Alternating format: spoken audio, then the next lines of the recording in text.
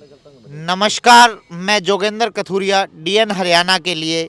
आज रोहतक निकाय चुनाव का जो प्रचार है चरम सीमा पर है। इसी कड़ी में आज आम आदमी पार्टी के प्रदेश अध्यक्ष रोहतक में सुशील गुप्ता जी पहुंचे हैं। हम इनसे कुछ तीखे और सीधे सवाल करेंगे। गुप्ता जी, आज पूरे हरियाणा में 10 नगर निगमों में चुनाव हो रहे हैं, नगर परिषदों में, नगर पालिकाओं में चुनाव हो रहे हैं। आम आदमी पार्टी की क्या स्थिति मानते हैं? आम आदमी पार्टी व्यवस्था बदलने के लिए जानी जाती है।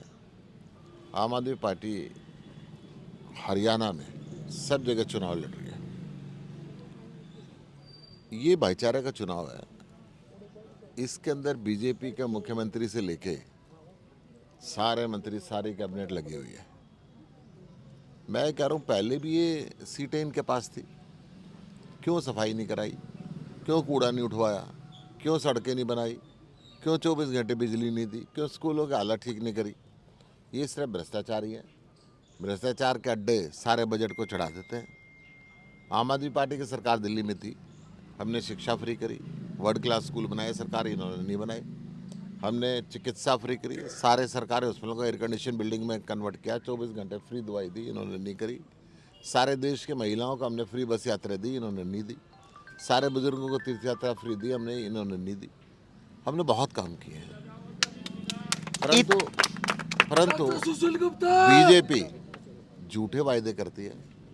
अभी विधानसभा का चुनाव हुआ, इन्होंने वायदा किया था 2100 रुपये हर महिला को हर महीने देंगे, आज तक किसी को नहीं दिए। इन्होंने वायदा किया था 500 रुपये में गैस सिलेंडर देंगे, होली दिवाली पे फ्री देंगे, किसी को नहीं दिया। इन्होंने वायदा किया था कि कॉलेज में पढ़ने वाली हर बेटी को स्कूटर देंगे, आज तक एक को भी नहीं दिया। तो ये झूठे वायदे करते हैं, चुनाव के समय लॉलीपॉप देते हैं और फिर गायब हो जाते हैं। जी, आम आदमी पार्टी ने इतना काम किया दिल्ली में, फिर भी सरकार बनाने से चूक गए, क्या कारण रहे? आप घर में आलू गोभी की सब्जी, आलू बैंगन की सब्जी और रोज़ तो नहीं खा सकते ना। 3 बार हमारी सरकार रह ली थी, जनता ने परिवर्तन करना चाहा। हमने जनता के आदेश को श्रेयप्रिय मानते हुए विपक्ष में बैठना स्वीकार किया। हालांकि इन्होंने धन बल का प्रयोग किया, इन्होंने पैसे का प्रयोग किया, इन्होंने पुलिस का प्रयोग किया, इन्होंने चुनाव आयोग को शांत बैठा दिया, इन्होंने नकली वोट बनाई, इन्होंने हमारी वोट कटवाई। फिर भी हम ये करें, जनता ने जो आदेश दिया हम उसको स्वीकार करते हैं। हम विपक्ष में बैठेंगे और विपक्ष की भूमिका को निभाएंगे। आते हैं रोहतक निकाय चुनाव पर। आपने मेयर प्रत्याशी उतारा। रोहतक में नगर निगम में 22 वार्ड हैं, आपने केवल 4 प्रत्याशी उतारे। क्या आपको प्रत्याशी नहीं मिले या ये कोई सोची समझी रणनीति है? देखिए, आम आदमी पार्टी ने पूरे प्रदेश के अंदर ये निर्णय जिला इकाइयों पर छोड़ा है। हमारे जो क्षेत्रीय नेतृत्व था, उन्होंने कहा ये भाईचारे का चुनाव है। कहीं पे सारे के सारे वार्डों में लड़ रहे हैं, कहीं पे कम वार्डों में लड़ रहे हैं, कहीं पे वार्डों में लड़ ही नहीं रहे, खाली मेयर का लड़ रहे हैं, खाली प्रधान का लड़ रहे हैं। तो जो भी लोकल बॉडी ने निर्णय लिया हम उसके साथ। आप यहाँ के जो स्थानीय मेयर प्रत्याशी हैं अमित खटक, उनके लिए और जो 4 प्रत्याशी हैं उनके लिए प्रचार के लिए आए हैं रोहतक में, क्या स्थिति मानकर चल रहे हैं? देखिए, अमित खटक और हमारे बाकी प्रत्याशी बिल्कुल गरीब घरों से संबंध रखते हैं।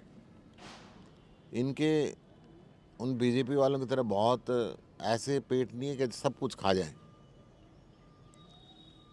पैसे की कमी नहीं होती प्रदेश में, परंतु भ्रष्टाचार के अड्डे चढ़ जाता है। ये युवा हैं, पढ़े लिखे हैं, ये जनता का काम करेंगे।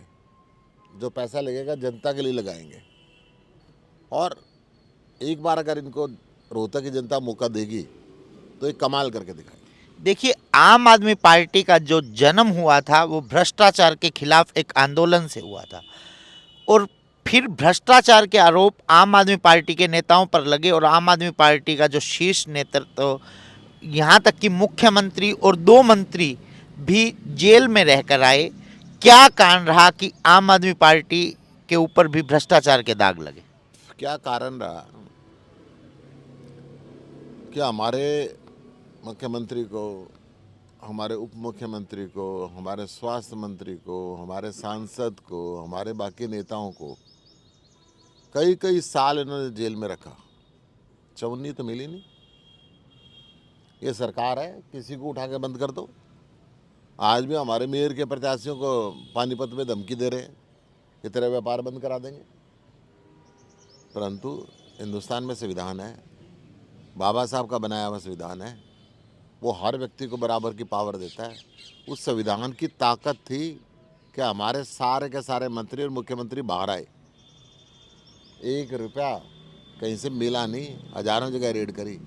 और इनकी नीयत देख लो, दिल्ली में सरकार आई, बाबा साहब की फ़ोटो हटा के नरेंद्र मोदी की फ़ोटो लगा दी, शहीद आजम भगत सिंह की फ़ोटो हटा के अपने नेताओं की फ़ोटो लगा दी।